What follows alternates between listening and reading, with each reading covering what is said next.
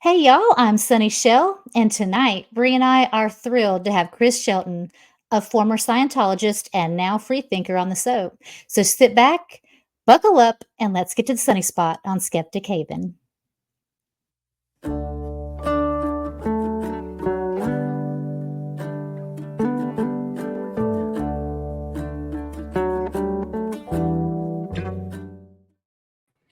Hey, girl. Everyone, hey! Yay. I missed last week. You so did, yes. yeah. I think last week we both missed it. I can't Oh. remember for sure though now. It's been a week, I've slept. So you're looking lovely tonight.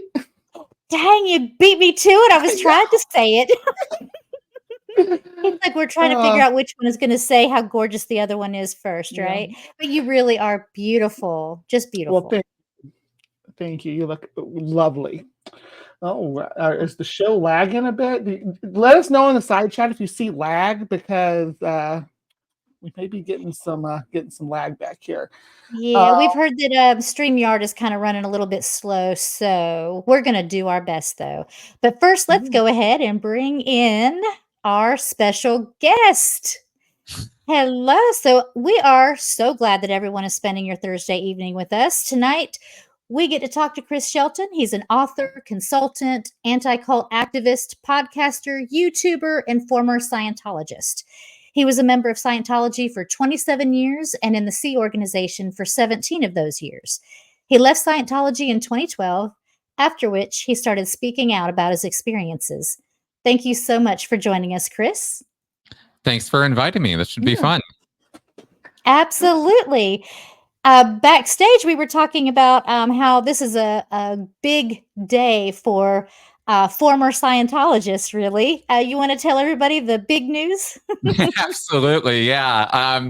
Today, really, seriously, it's almost a holiday for ex-Scientologists. It was such a good day because Danny Masterson, who is a Scientologist and a celebrity, you've seen him on the 70s show and various other things, and he was convicted a couple months ago of doing very bad things to women. And as a result of that, today he was sentenced to 30 years to life in jail. He's not coming out or eligible for parole until he's 77 years old. There were a number of victims who gave testimony today as to the impact statements. They were heartfelt and wrenching. And Masterson appeared apparently fairly unapologetic about the whole thing. So he has not really seemed to have learned his lesson. And that's no big surprise. Yeah, but absolutely. Going away. And the big thing about this case that is so good for these ex-Scientologists is not only is Danny Masterson as a criminal person going to jail for the women that he victimized, but the Church of Scientology came up in the trial. It was all throughout the trial as a group that was trying to cover it all up. And they took extensive measures to do so. They weren't just suggesting maybe the women shouldn't go to the police. They were flat out ordering them and paying them not to. And it was bad, really bad. So that is now a legal truth that the Church of Scientology corruptly tried to avoid having one of their most prominent members prosecuted for his crimes. And this all happened 20 years ago, but it's all over the media now. So we are very, very happy to see those kind of truths exposed in the process of bringing Masterson to justice. And that's why we're also happy today. The wheels of justice can turn pretty slow, huh? 20 years, but... Oh, yeah. But they turn. They work today. And they work today. And it was really, really, really good. It's also a great day for the Me Too movement for women. I believe his first victims came out during the Me Too movement, at the very beginning of the Me Too movement, if I'm not mistaken. 2017 is when the investigations of Masterson really began for real from the LAPD. Yeah. Yeah. Well, while we're all very, very thrilled on many levels for such a great outcome and a great sentencing, and I will say that a lot of times any of these sexual violence crimes do not get the lengthy sentences that he has received. So it's just great on multiple fronts. I just want to say that. But I'd like to first talk about Scientology itself. There may be some, I can't imagine, but there may be some who don't really know anything about Scientology. So, could you talk to us a little bit about that? Absolutely. Yeah. So Scientology is basically like a religious group. Okay. They have religious recognition in the United States. I don't particularly think that that's right or good, but they do. This was an organization that I grew up in and part of. My parents got involved when I was about 4 years old. And so I kind of thought that L. Ron Hubbard and his belief system and the things that he would say, and some of what he had to say is incredibly outlandish stuff. I grew up thinking this was completely normal. It's totally fine. You know, my parents believe this, but people around me believed it. And Scientology is basically a belief set that you, me, everybody is an immortal spiritual being, like a spirit. And the word they use is Thetan, which is, make of that what you will, but that's the word they use, Thetan. And now, can I ask a quick question? Absolutely. Did you ever achieve clear while you were in the organization? I did. That's how far I got, was up to clear. Oh, yeah. wow. Yeah. So I grew up in it. And so Scientology is this belief system that you're a spiritual entity or a Thetan, that you have lived before. This isn't your first time around. And you've got lots of lives ahead of you. That using a body, growing a body, having a life in a body is just kind of one of another time around the wheel kind of thing. It's, kind of faux Buddhist a little bit as far as that goes. And the idea is that over all these centuries, all these millions and trillions of years that you've been around, you've been accumulating all the stress and trauma of all these accumulated lifetimes, and you're carrying it around with you, and it's weighing you down to the point that you're not even aware of the fact that you are a spiritual being. You actually think this is all there is, and that you're just a body. And that when your body dies, you're no longer around anymore. And that's just not true according to Scientology. So the idea is that L. Ron Hubbard somehow figured out or discovered a path of techniques and methods that you could do that will free you spiritually, so Dianetics. That you'll not, yeah, exactly, Dianetics and Scientology, so that you'll be free from this trapped existence, and you will actually achieve a state of godhood personally for you. And you'll have the power to go off and create your own universe or do whatever you want as a fully rehabilitated spiritual being. And this is an incredibly empowering message to some people. And they pay an awful lot of money to achieve these promises of this heightened state of godhood.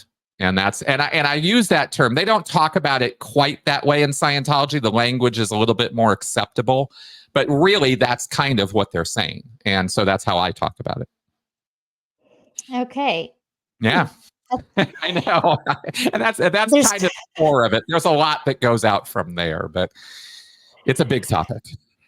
Yeah, there's so many questions we have. I know, fire away. It's not a problem. I've been talking about this stuff for 10 years now. He was on the top. You were in the Sea Org. Can you tell us what the Sea Org is all about?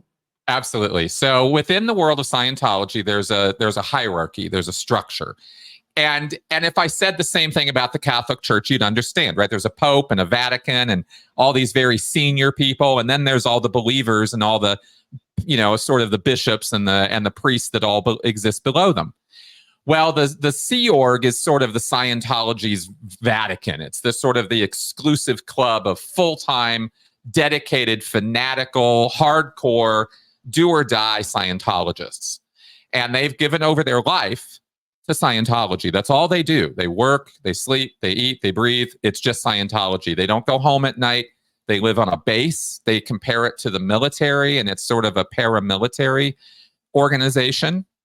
And this was a group I was part of for 17 years. So we had, yes, sir, no, sir, how high, sir. And there's a boot camp and there's uniforms and there's ranks. And it's a whole little thing. And this is the outfit. There are probably about 4,000 Sea Org members in the world. It's not a really big group of people. And they've taken it on their shoulders to save the world. And they've dedicated their life to it. And they're very serious about it. And they believe Scientology is the only way to save the world. And that's the Sea Org.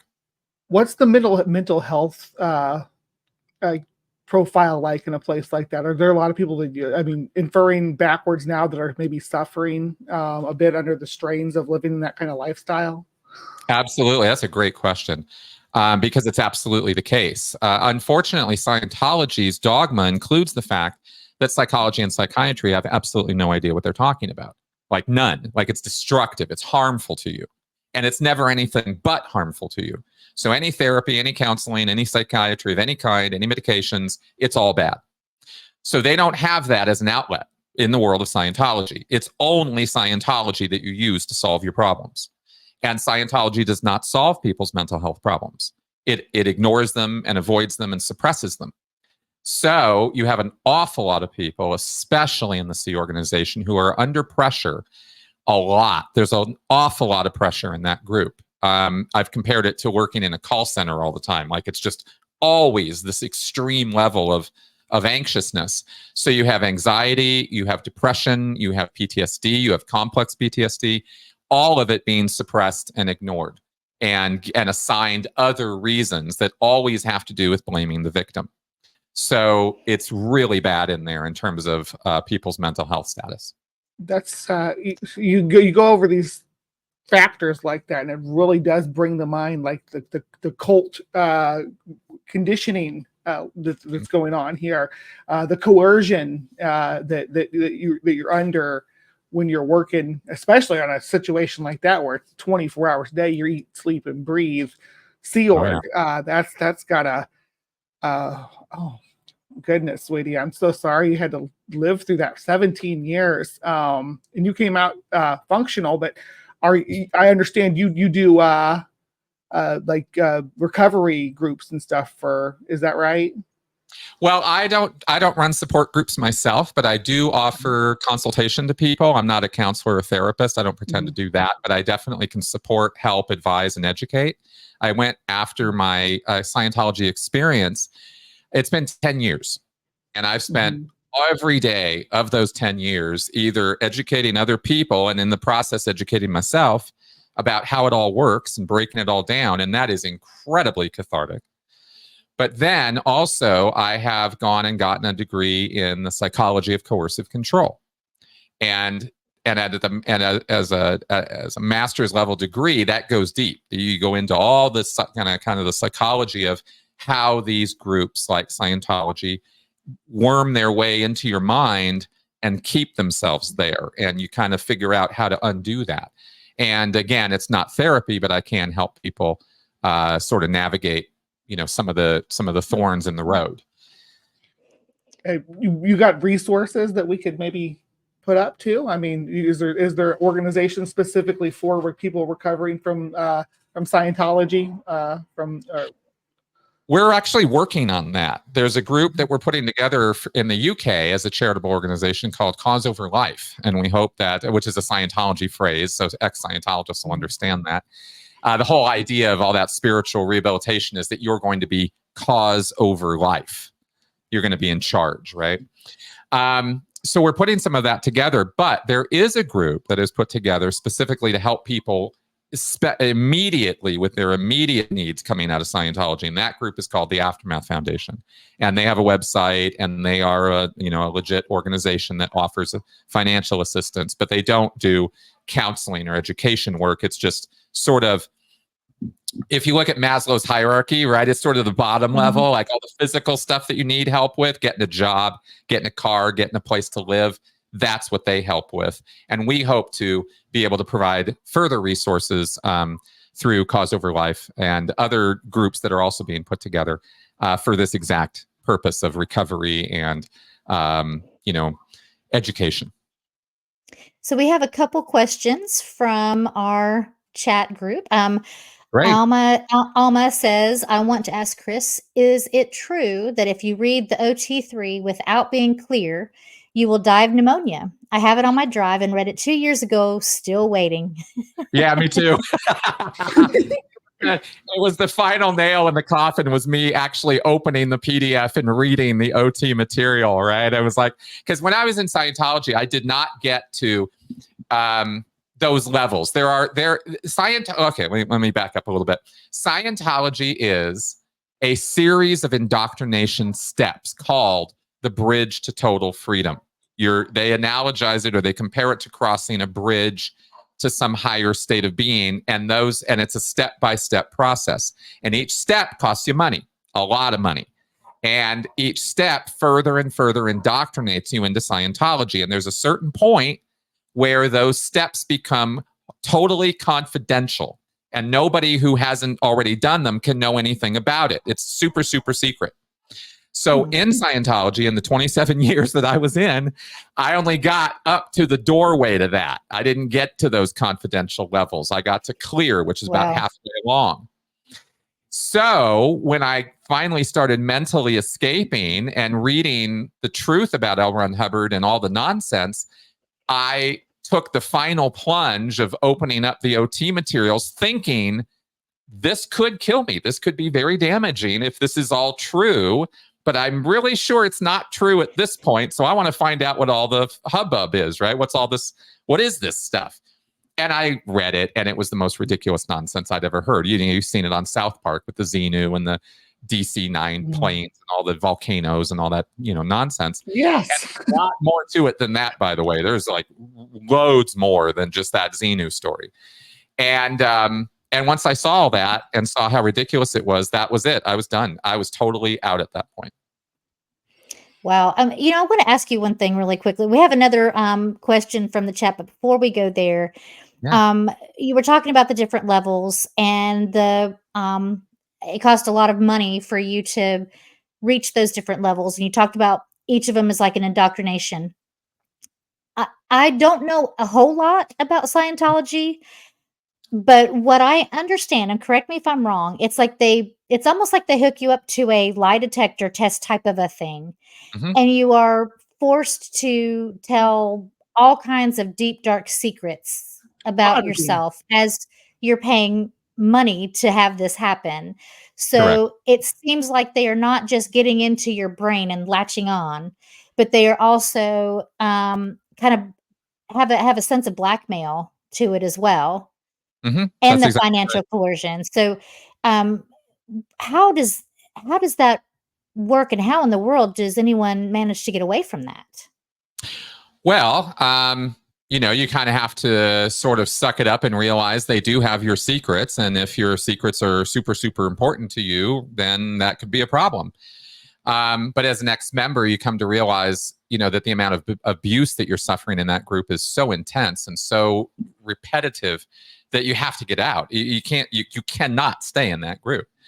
And so you kind of come to a crossroads in your life where you realize my own happiness and my own future and my ability to determine my future is more important to me than some secret from 20 years ago, of some sexual escapade or something. Like, okay, who cares? Especially in the modern world. Nowadays, no one cares. But in Scientology, they still keep a very 1950s kind of mentality, especially when it comes to sex and gender roles and all of it. So, so getting out of that is not usually a hard decision for people when it comes to that point. But you're absolutely right that it's one of the things that will keep people in for longer than they should be there. And it's because it's part of the process that you reveal all of your life secrets. And this goes back to your past lives as well. And that's, and Scientologists come up with very fanciful imagined memories of things that they have done in the past and who they have been in the past, as well as what's going on in the present. And the Scientology, in its process of doing its version of, I don't even want to use the word therapy or counseling because it's just so not what they're doing, but it kind of looks like it, and people in Scientology sort of think that about it that way. They call it auditing. And that comes from audit, which audio meaning to listen. The counselor, the auditor, is supposed to be listening to you and writing everything down and putting it in a folder. And those folders have your name on it, and they keep them. And those folders are legally their property. You sign contracts saying that. So you don't ever have access to your folders or know what they're saying about you in them. And you're just kind of trusting that they know what they're doing, and you're trusting in the process. And it's a cult. So they have an awful lot of things that they do to you to convince you that they are on the up and up, that they are worthy of your trust, that they are people you can rely on, you can trust with all of your secrets, because they would never, ever, ever do anything to hurt you. Right? It's like Right. that. So how important is Narcanon for recruitment in Scientology? And really quickly, before you answer that, I just want to say thank you to Dan D. He gave us a $10 super chat. Says thanks all, heart. So just want to say thank you, Dan. Okay, you can answer Dan. Now. Go, Dan. Okay, it used to Narcanon is is one of the many front groups that Scientology has. It's sort of an external corporation that is 100% Scientology, but pretends to not be. And so it's a drug rehab program. And that used to be a lot more prominent in their recruitment until people started dying. And then that didn't work out so good. That was mainly in Oklahoma. I think there were 3 deaths about 10, 12 years ago or something. And things went from bad to worse for them from that point forward. So Narcanon is something they don't really talk about a whole lot anymore. It's there, and there are Narcanon facilities, but it's really not emphasized in Scientology the way it used to be. Wow. There used to be one close by here, because I'd see advertisements for it in Missouri, I think it was years ago, but around St. Louis. They sort of rebranded recently, where they call them something other than Narcanon, since the word is out about that. If you Google it, you'll find that pretty quickly. So they call them New Life Centers and things like that. They have all kinds of catchy phrases. So those facilities do they have actual medical staff that's able to? No, it's literally just Scientology. Yeah, it is. They might be connected with an external Scientology doctor who's a Scientologist, and that guy will just sort of carbon copy, pink slip everybody through kind of thing. But they are not a certified or qualified medical facility in any way, shape, or form. And the program that Narcanon offers is actually medically dangerous for people. I've done a whole breakdown on their sauna program that they pretend will sweat the drugs out of your body. It's total horseshit. Opioids that you can die if you don't come down off of them properly. Exactly. And 3 deaths.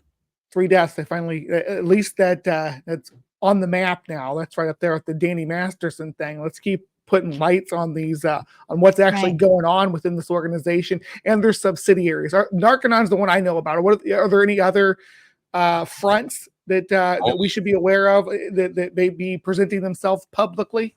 Absolutely. Yeah, a couple of major ones is Applied Scholastics. This is a teaching, an educational facility that uses L. Ron Hubbard's teaching methods and tries to propagate this into schools by training teachers on L. Ron Hubbard's methods. He has this whole thing about how to study. And he says that the only reason that anybody doesn't learn anything or can't study is because of words that they're reading that they don't understand. And I'm the first to admit that if you don't understand a word on a page, that's going to be a problem. But to say that's the only reason a person can't read or learn or study something, that's crazy. There are so many reasons people have learning disabilities, and it's not just because of words they don't understand. But that's not what Scientology will tell you. And so they have this whole outfit called Applied Scholastics, operates out of Missouri, I believe, and they try to export this all over the world. They have trained teachers in Africa and America and other places. They've been at it for years. I think it's been around for about 20 years now. So that's one group to be aware of. Another one that is incredibly invasive in the business world, if you can believe it, is a group called the World Institute of Scientology Enterprises, known as WISE. And they use Hubbard's business methodology because he's got a whole set of policies about how to run the churches. And those policies have been sort of secularized for any business. And they have a whole program, and it costs tens and hundreds of thousands of dollars to bring the program into a company. And they will Scientologize your business. And that's the last thing you ever want for your business. But chiropractors, doctors, even veterinarians, they just eat this stuff up because they come out of their medical training and they have no business sense whatsoever. And they can sometimes fail as practitioners because they don't know how to organize an office and run a company, but they often have some money. And Scientology comes on and goes, oh, we'll solve that problem for you. And so a lot of doctors and a lot of chiropractors are part of this WISE outfit, and that's another inroad that Scientology uses. There's more. I mean, they have a criminal rehab program. They have a morality teaching program. It goes on and on. The whole drug education programs that they have. It's pretty out there. So we have some more questions from our chat, and I'm going to kind of get them through a little quickly. One is Tom Cruise on God level already? Yes, Tom Cruise is at the top of the available services. See, here's the funny thing about Scientology is I tell you about this godhood state, right? There are 15 of these confidential levels, but actually there's only 8. Hubbard died before anything else got done. So the full godhood thing is just a dream. It's just a fantasy. It's dust. It doesn't really exist. But every Scientologist thinks it does. They think that all these confidential things are sitting in some vault somewhere, and the leader of Scientology, David Miscavige, is just waiting to release them. He's somehow waiting for the right time. And so people who get to the OT level 8, that's the highest one they have right now, they're just waiting for 9 and 10 to be released, see, and they'll pay anything for it, this kind of thing. So it's Wow. it's so scammy. It's so insanely scammy. I mean, you can see it so clearly from the outside, but I could talk to you for a long time about how you fall into a belief set, a headspace where you really believe this stuff is true. And I was there for decades, so it's scary how easy some people can get into those headspaces and just stay there and not question this, not see it for the scam that it is. So probably Wes, who's Skeptic Haven, asks, how much money have people spent by that time? Oh gosh, it's millions by the time you get up to OT8. I think if you were to, strictly speaking, take their price lists, yes, this is a church that has price lists. Wow. Okay. I mean, this should really clue people in, right? Right. I mean, it's not suggested donations. It's if you don't pay this, you ain't making it, right? But if you break it all down according to the price lists, it's still a variable amount because people take different amounts of time to get through their auditing steps. But it's going to be at least $1 million. I mean, there's just no real question about that. And often it's significantly more. And this has bankrupted so many people. People have taken out third mortgages. People have cashed in their kids' college funds in order to pay for this. It's really quite sad. Alma asks, what happens if you are a Scientologist and do not have money? I mean, for people who actually want to continue in the religion, what do they need to do? This is almost dangerous to ask because, like, we don't want to have people go in, but well, the thing is, it's actually impossible to, because there's a certain point where you just can't progress if you're not paying the church money. But you can do the introductory services, the lower level services for free. You can read all the books. You can listen to all the lectures. You're going to have to buy them, but you can get access to them. And you could do all of that for free. There's something like 26 or 27 basic books of Scientology, and L. Ron Hubbard gave something on the order of 5,000 lectures between 1950 and his death in 1986. Most of those lectures given in the 1950s and 60s, by the way. He was pretty much done lecturing by the mid 1970s. So 5,000 lectures to listen to, and all these books and all, thousands of pages of written memos and bulletins and policy letters and things. The guy was just, man, he could crank out the work, but none of it really, it makes a whole lot of sense, but he could sure crank it out. So you could do lower level stuff for free, but at a certain point, you're going to have to start paying. Really quickly, we have from M2 Markles a $20 super chat. Whoop, whoop. Thank you so much. We appreciate that. That's amazing. From Timberwolf, I'm a member of Alcoholics Anonymous. This program is almost the same as Narcanon. Are you saying that AA is dangerous? And if so, why? I have my own thoughts about that too, but I'd like to hear what you have to say, Chris. Sure, absolutely. The Narcanon program and Alcoholics Anonymous couldn't be more different. So let's get that clear right away. They are not even remotely the same thing. There is no, you don't have to pay for Alcoholics Anonymous. You don't have to go sit in a sauna for 5 hours a day. You don't have to sweat out the drug toxins in your body. You do not have to subscribe to a belief set that involves L. Ron Hubbard's spiritual beliefs or ideas. There's a lot of things that are very different about the Narcanon program and AA. So no, I'm not saying that AA is inherently dangerous the same way that Narcanon is. Narcanon is physically dangerous to you. Sitting for a sauna for 5 hours a day is potentially damaging to your liver, to your kidneys, to your body. And the mega vitamins, you're taking handfuls of vitamins. You take up to 5 grams, not milligrams, grams of niacin a day. Ooh, that burns right through you. Oh. That is way toxic levels of niacin, as well as vitamin A, D, E, C. I mean, you're just taking these things in the gram, I'm serious, by the handful. This is not good for your body, not under any circumstances. And I've actually attended lectures by, biophysicists, like medical people, biochemical experts on this exact point, right? Who actually broke it all down for us as to how dangerous it is. And so that is night and day from going to an AA meeting.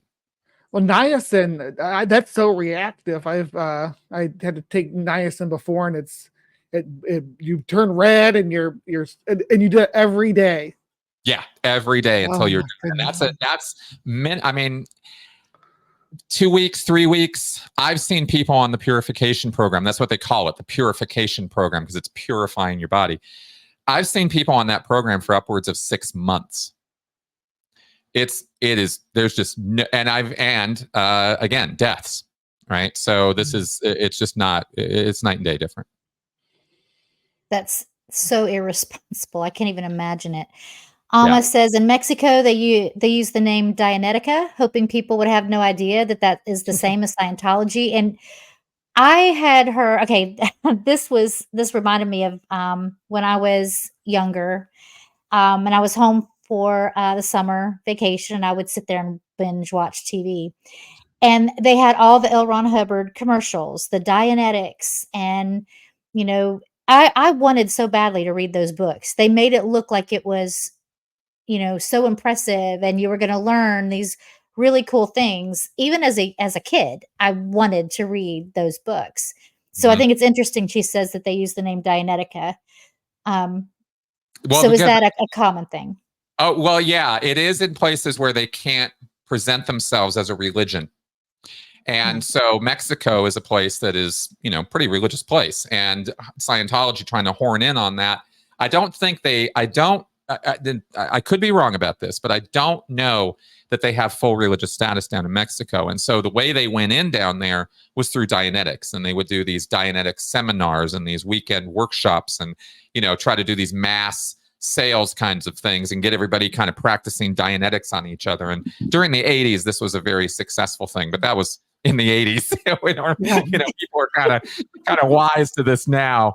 But in the 80s, that was a real big thing. And Dianetics is not spiritual. Dianetics is how this all started. Back in 1950, Hubbard wrote this book, and he called it Dianetics, The Modern Science of Mental Health.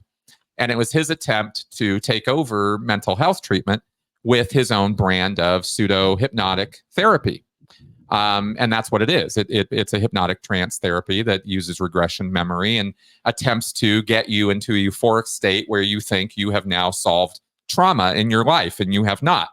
But that's how it's interpreted for you. And so people believe this is changing their life and changing their mind and changing their stress and their trauma. And it's not. And so it actually sets you on a road of further stress and further trauma, because you end up just having to suppress all your stress and trauma, right? It's a bad place to go. But this is a way they can get into places with Dianetics and not have to use the religion angle to come in. So that's why it's popular in Mexico that way. Very subversive. Very subversive way. So deceitful. Yeah, very deceptive group. So, I mean, he was bitter, right? That the scientific community rejected his methods. Just what I know from what I've read about Hubbard. So he had like a real, the scientific term would be hate boner for psychology in general. Scientific term, yes. Oh my gosh, I love it. That's right. If he even let them know at all. I mean, it's actually a little bit of a controversy as to whether he just made all that up, just to have an excuse to be pissed at the psychs. But, I mean, okay, I will say that in 1950, psychiatry was, pretty screwed up. So he had some legit criticisms, but that's not the psychiatry of today. And they're still using those same criticisms. So, Scientology is not particularly in this. In the 50s, psychology was sort of in its infancy, and treating psychological conditions with anything other than locking the people up was rare at that time. So there is a lot of shade that can be thrown at that branch of medicine, at least during that time period. But we're beyond that now. We've learned so much about how the brain works and how your brain fabricates those memories of your past lives and stuff like that. That's right. Plus we have ethics and licensing boards, and we have codes of conduct, that would prohibit any of the, kind of crazy nonsensical stuff that they used to get up to. And so, psychiatry has advanced a little. I still have pretty harsh words for psychiatry in some ways, but I'm not painting them all with a black brush of death mongers or death eaters. And that's kind of how Scientology deals with that even now. I want to ask about getting out of Scientology, because I have, I've heard, of course, it's usually from those who are more famous, former Scientologists, who talk about how dangerous it is that the Scientologists tend to almost go after them, or it can be like stalking and threatening and so forth. Did you experience any of that when you were coming out of that? I did. Yeah. I mean, to this day, it's still something you have to be aware of. If you're going to talk about Scientology publicly, then, this is a potential threat to you, is that the Scientologists might come after you. It really depends on how successful you are, right? And how big of an audience you're getting and that kind of thing as to how much attention they're going to pay.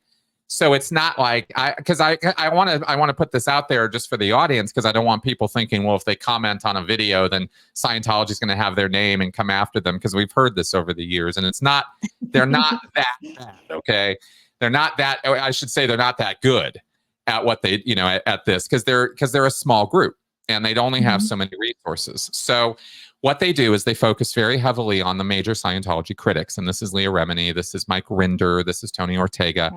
There's a guy who has a channel that's pretty big. There's channels around, there's work around.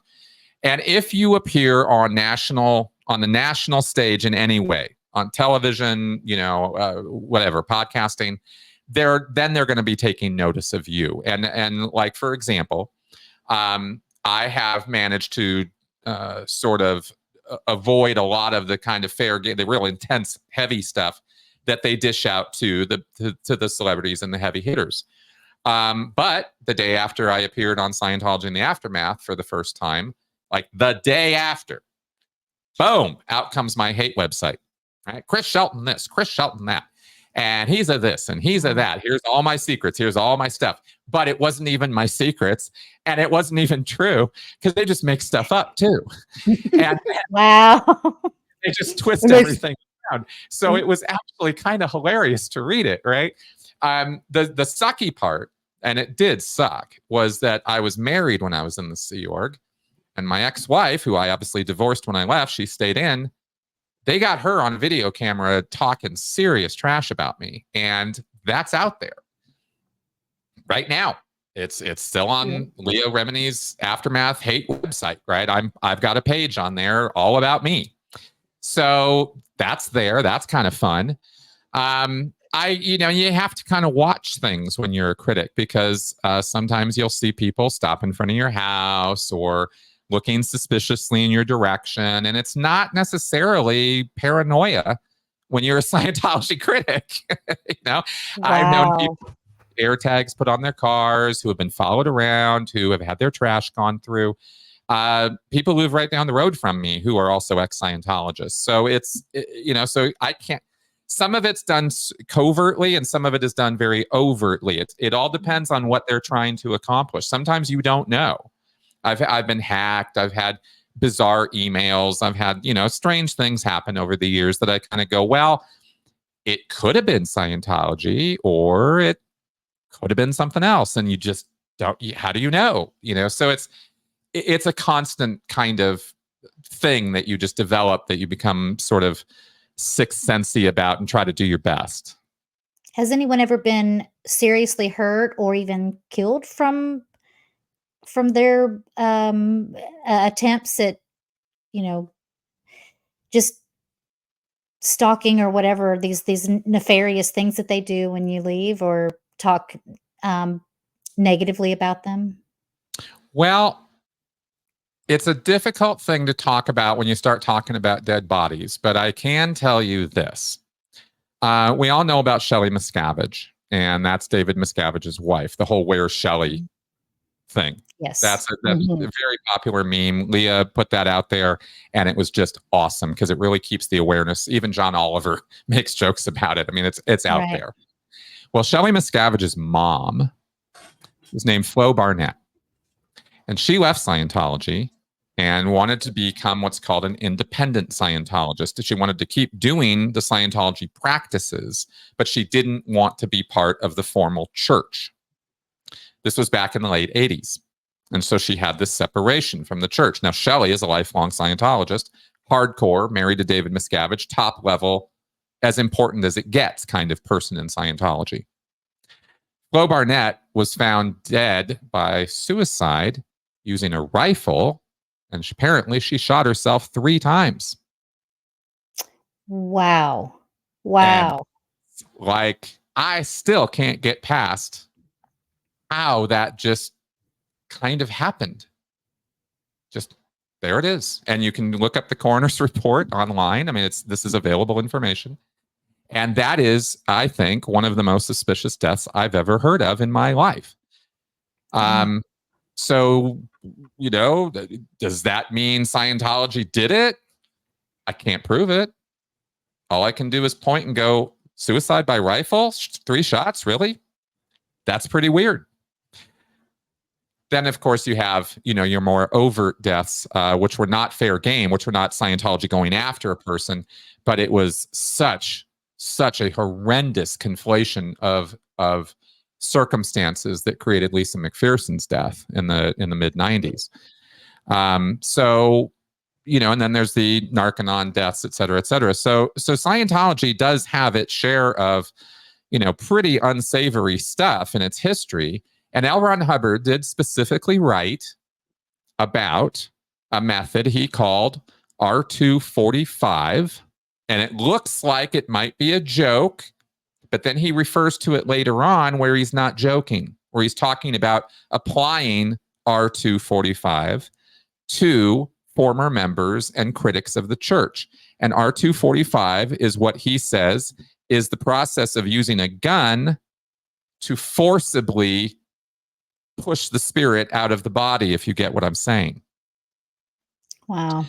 Yeah, that's in the scriptures of Scientology. It's in a book called Handbook for Pre-Clears, written, I think, in 54 or 55 time period, right, back then. And Hubbard was not kind to his critics. Hubbard was not a turn the other cheek kind of man. He was a vindictive, vengeful person. And he said very clearly, again, it's in Scientology scriptures right now, critics of Scientology, you are to ruin them utterly. So that's where he was coming from. Wow. So That's unreal. Did you get saddled with that, what they call a freeloader debt or whatever after you left the organization? I did. Yeah. And I stupidly paid it too. Because I was still in the mindset that I wanted to keep doing Scientology when I first got out. I didn't, when I first left, I was still in the headspace. I just didn't want to work in the Sea Org anymore. I'd had enough of that lifestyle after 17 years of abuse, right? Beaten on and the psychological torments and all the rest. I was just done. So I didn't want to do that, but I still believed in the principles of Scientology until I got on the internet.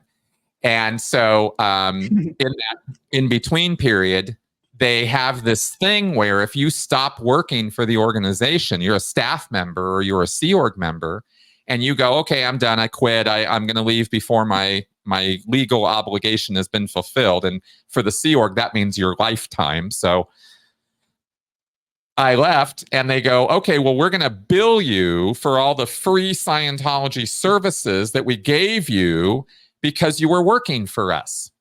Now you have to pay for it all because you're a freeloader, see? All that work didn't mean anything, right? All that slave labor, yeah, you're going to pay for it anyway.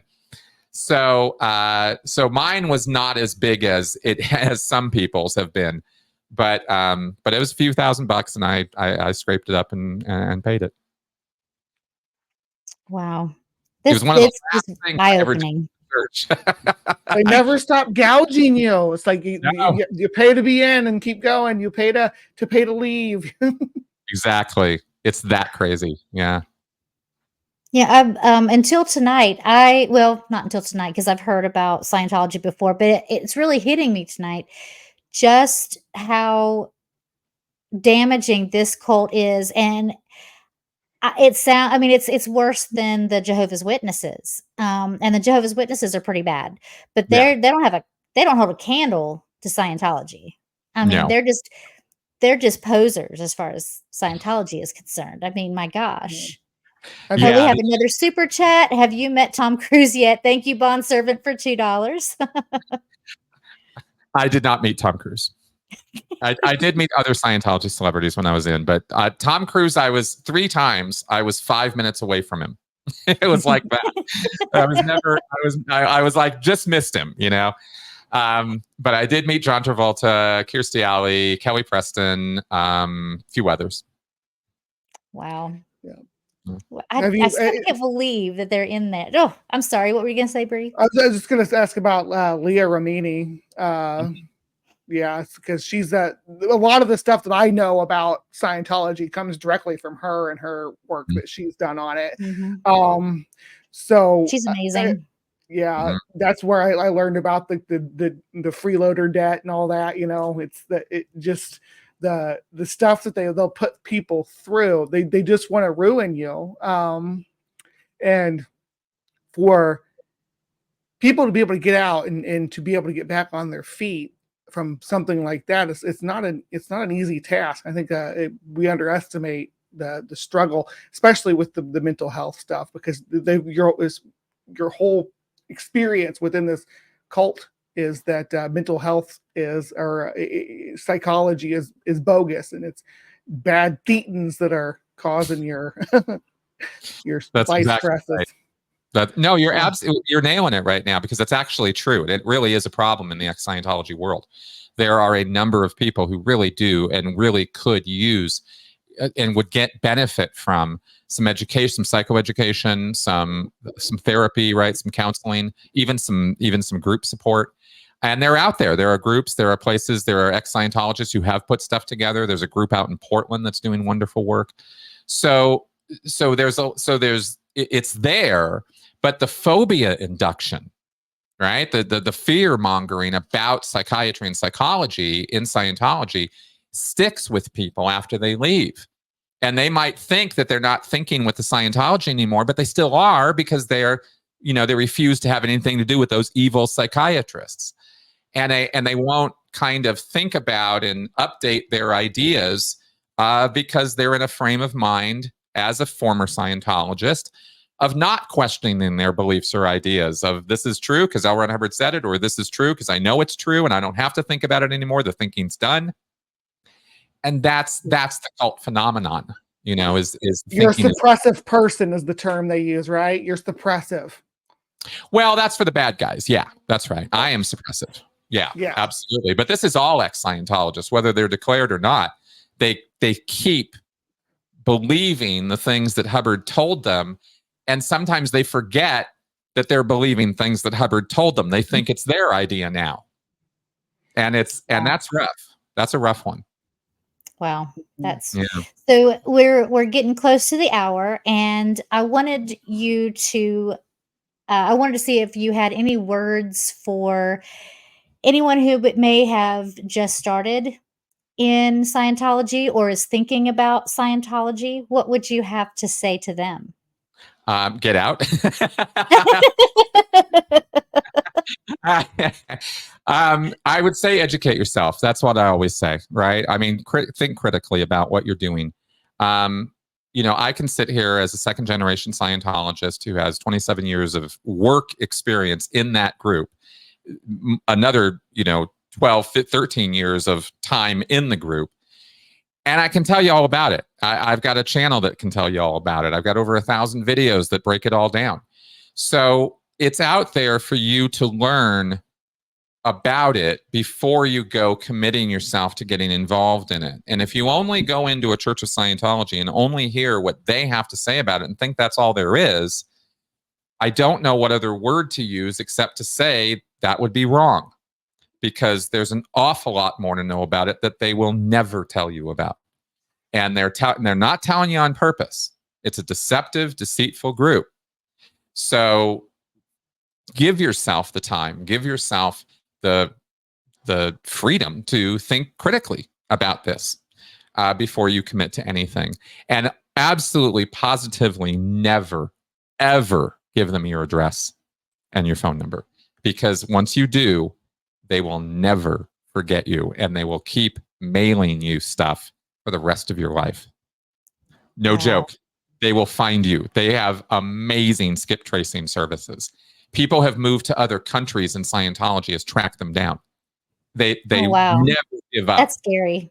Yeah. So if you get if you get on their mailing list, I'm just telling you, you're going to thank me, right? If you don't follow this advice, you're going to regret it, right? You're never going to get off that mailing list. It's one of the most common questions I've been asked in the last 10 years is, how the hell do I get off their mailing list? It's a feat of the gods to do it. So, yeah. So I hope you take my word for it on this one. Absolutely. Bree, do you have any final question or anything?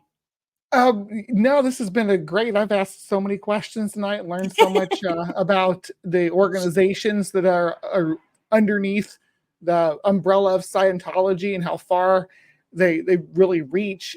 Again, the stuff about Narconon, I'm glad you were able to shed some light on that. They are not what I want to say accredited. They're not a medical facility where you can receive rehabilitation treatment.